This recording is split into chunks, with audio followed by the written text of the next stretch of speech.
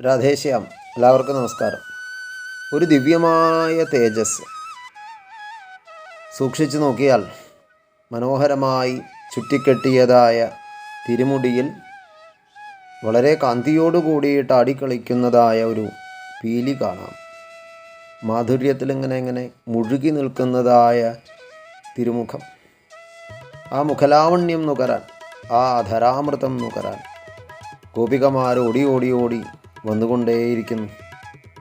അങ്ങനെ തൻ്റെ അടുത്തേക്ക് വരുന്നതായ ഗോപികമാരെയും കാത്തു നിൽക്കുന്ന ആ തേജസ് ചെയ്യുന്നത് മനോഹരമായ വേണുഗാനമാണ്.